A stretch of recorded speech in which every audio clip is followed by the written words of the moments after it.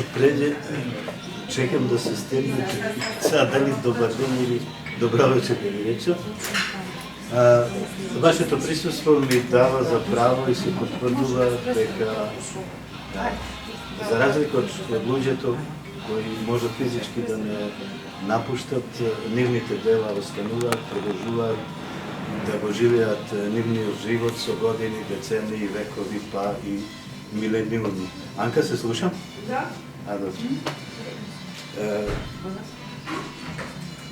Павлинка беше залюбена во маџијата на пишаниот збор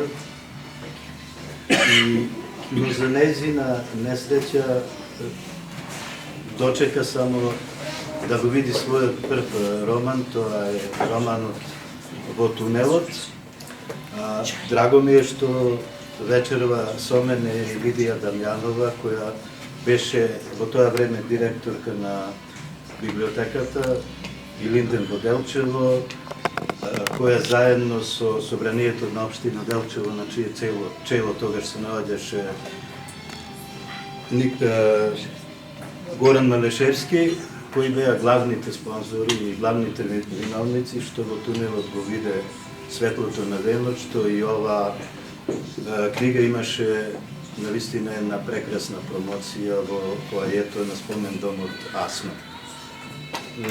Никогаш не можам да им заборавам на сето она што го направија и Горан Малешевски тогаш како градоначелник, но и Лидија Дамјанова како директорка на јавната локална библиотека Илинден од Делчево, со што и двајцата покажа како треба да се почитуваат роднокрајните автори, како треба да се ценат делата од областта на литературата. За жал, Павлинка го дочека изданието на овој роман, кој потоа имавме една прекрасна промоција во Кичево, додека незините следни два романи Петра и Во тунелот издадени се постхумно. Петра ја издадовме 2016 година, а Алтан го биде светлото на денот 2019 и овие примероци од Алтан за прв пат се објавуваат, изложени се во јавноста. За Петра исто така должам голема благодарност до собранието на општина Делчево, на чие чело тогаш се наоѓаше градоначалникот Дарко Шектански, а исто голем удел во издавањето на оваа книга, па и во промоцијата, кога беше промотор нашиот познат писател Милова Стефановски, голем удел даде и библиотеката, јавната локална библиотека Илинден Делчево, на чие чело тогаш се наоѓаше директорот Митко Поповски.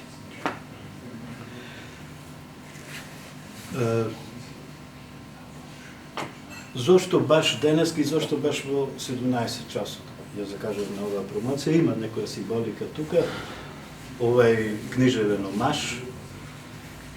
Ја закажавме затоа што Павлинка е родена на 10. баш на овој ден, 10.3.1961 година, точно во 17 часот.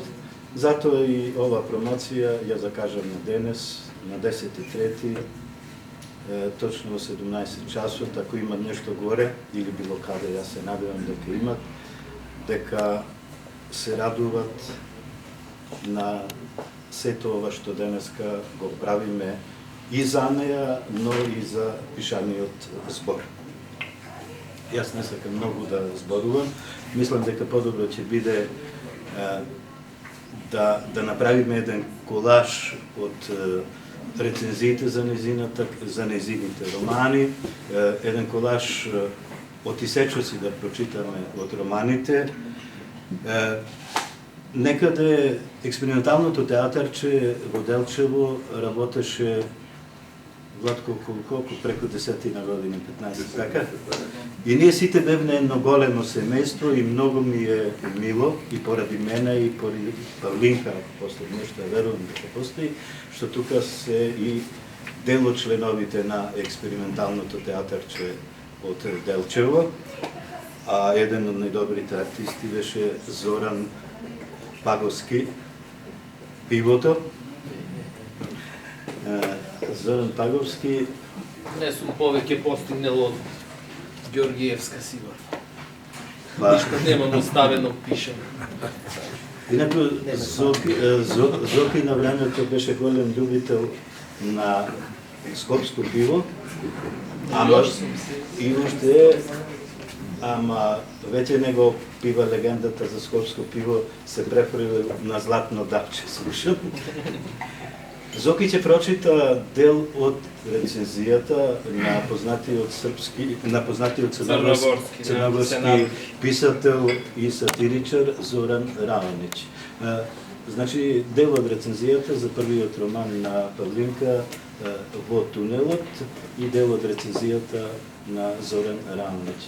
Значи, Зоран на почетокот започнува со задоволството што го запознал македонскиот јазик, кој не му бил познат многу дотогаш со овој роман, па пишува дека имам ретко задоволство да читам еден роман во ракопис и тоа на јазик за кој мислев дека ми е далечен и непознат. Овој уште повеќе ме приближи емотивниот и мощне поетски македонски јазик кој ми го приближи, кој малку го познавам досега. Па вика, мајсторството на владеењето на јазикот и стилот на пишувањето на госпоѓа Георгиевска ме приближи за уште некој чекор код овој јазик.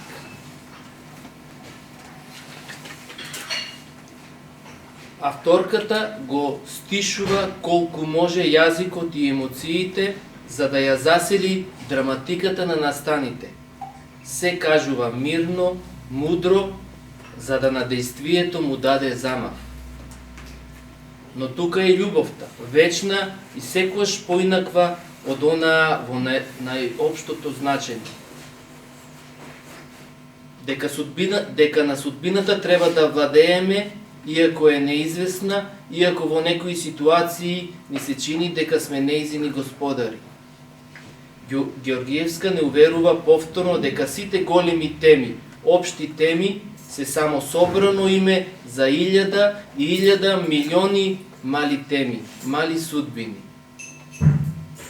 Во романот на Георгиевска посебно ми остави печаток описите на природата, доживувањето на животот во нив, од животните и растенијата.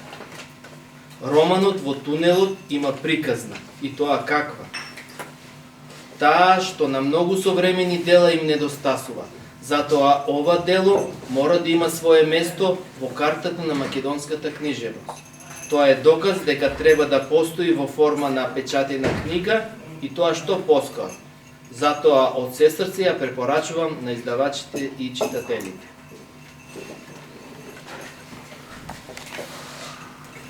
Ете, тоа беше истечок од рецензијата на Зоран Раонич. Овој роман, јас се надевам дека барем голем дел од тие што сте тука сте го прочитале и од прилика го знаете, но јас би сакал пак со еден краток исечок да се навратиме на романот Во тунелот. Дечевската поетеса Христина Деловска ќе прочита дел исечок од романот Во тунелот.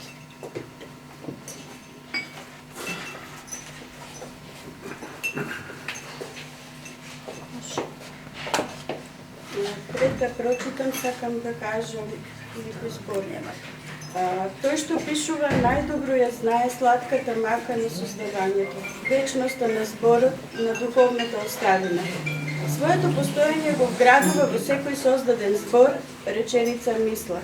Тој секогаш ќе продолжи да постои наспроти смртноста, наспроти постоењето како само уште еден обичен човек.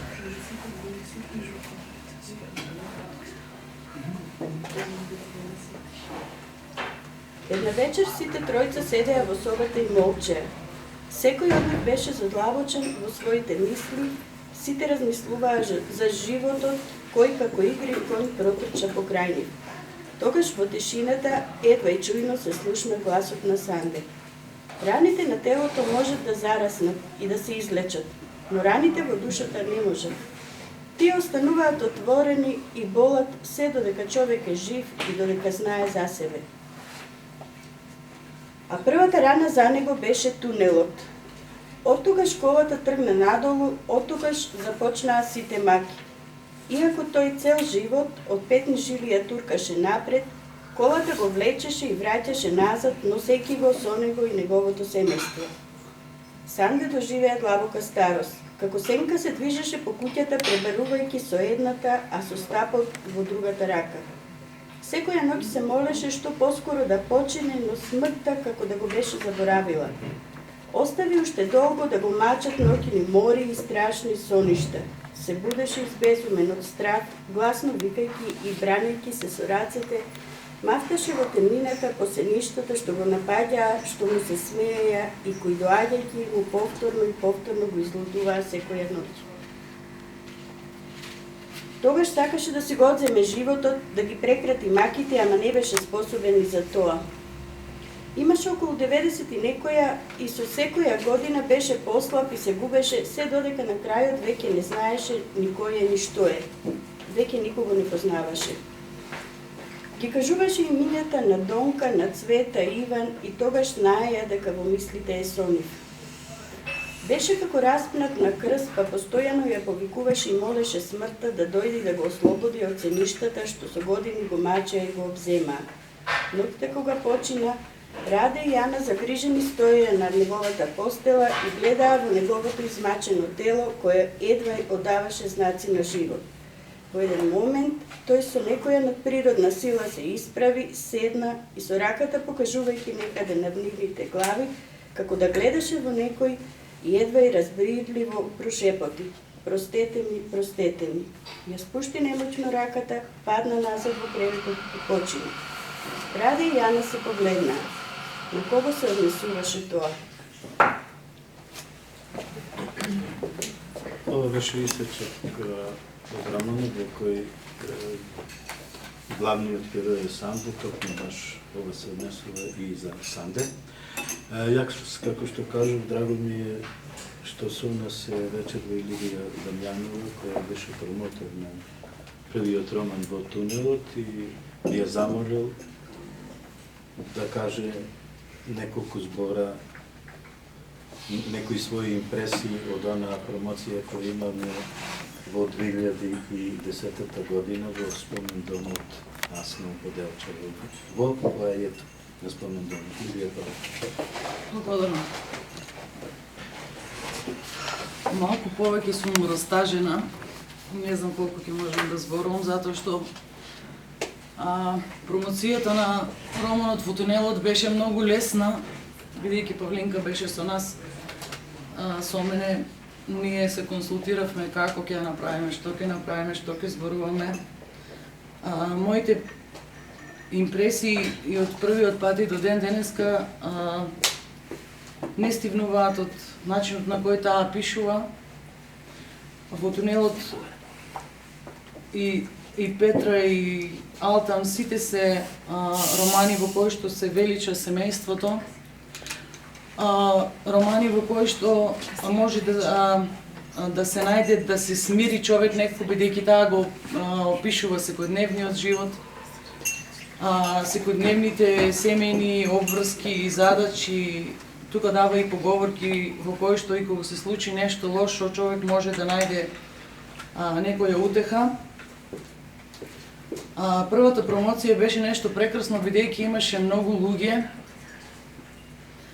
кои што останаа вчудени видени од тоа како некој може да пишува, како некој од Делчево го создал тоа, дури имаше и многу недоверба додека не се заврши целата промоција.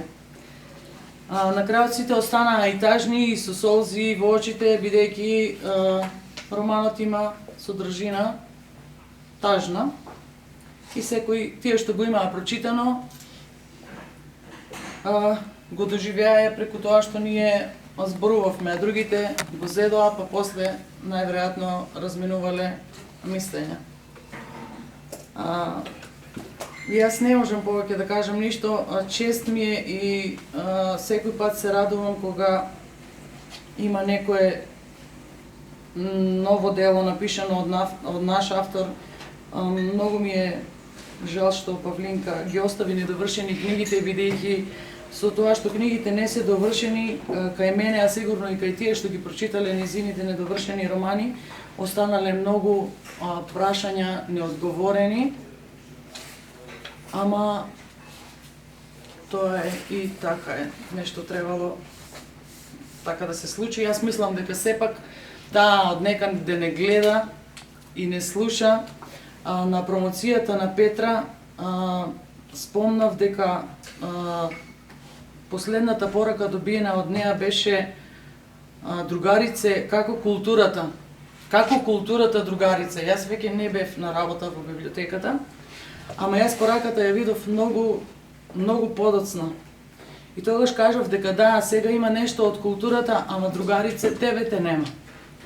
И ми беше многу тешко и денеска ми е многу тешко, меѓутоа сепак сум како да речам, сум срекна затоа што Миле најверојатно со негови големи заложби напори успеа тие романи да излезат, па да видиме без разлика какви прашања остануваат неодговорени или недоречени, или како што вика тука рецензентот дека тој еден ден ќе ги дознае краевите и на двата недовршени романи. Јас исто така како него се надевам дека ќе го дознам тоа, бидејќи стварно го сакам.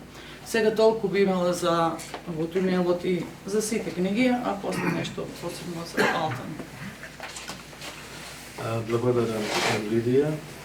Лидија го загатна на прашање кој го одговарат Зоран Раонич во рецензијата за вториот роман, Петра. Малку потоа за Петра, драго ми е што меѓу нас е и еден познат роднокрајен автор, Крум Николовски, со кого јас и Павлинка работиме заедно прво во јас и него во Литеропан, па потоа сите тројца во Технозавод.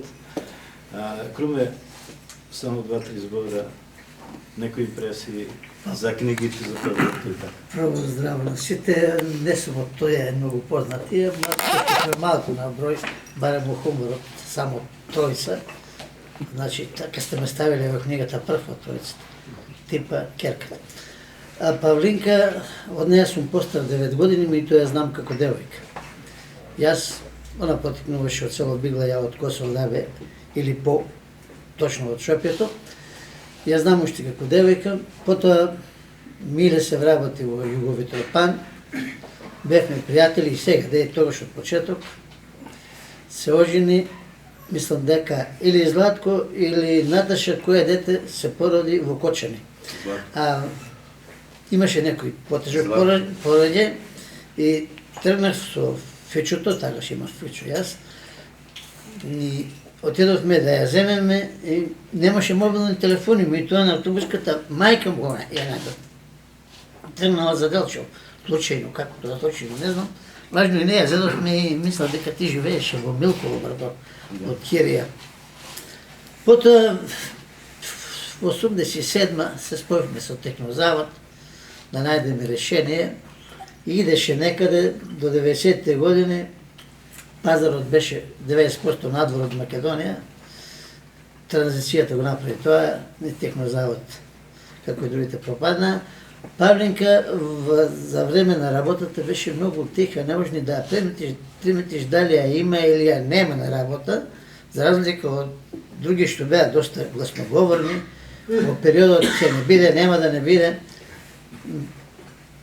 Дали 94 или 5 Павлинка замина да работи приватно. Меѓу првите беше што замина од Технозавод, така да беше карактер тивок, не ја приметуваш дека работи или ја нема или е тука, се гледаше само работата. 98 јас заминав, бев на промоцијата на Петра, не, во тунелот. Петра не изе да бе во Скопје, еве сега сум тука, да се живи и здрави, внуците и сна една, мислам дека немаш се уште сна. Не. Немаш. Тоа е пак среќа да знаеш. Најзина или моја? Мислам се уште да нема сна е најголема среќа. Да бидам попрецизен. Толку да не здржам. му благодарам на Круме, јас таа анегдота со кочани ја заборавив и за фичото. А пошто Круме ме подсети, сега ќе ви кажа па неговата анегдота со некој друг комшија заминале да носат коза во фичото. И пошто козата била малку позапатна, в тоа време имаше повеќе за јадење за козите дури. Неговиот комшија зад седиштето на Круме бил на едно троножно столче, а козата држи две столици и едно време почнала козата да рипат. Круме го заборават вола на тепачет козата за роговите излетуваат од патот. За среќа Ја враќав на дедо ми козата. на дедо ти. Умрена. Таа што му зедов. Еве среќа. А беше драги од стоковната.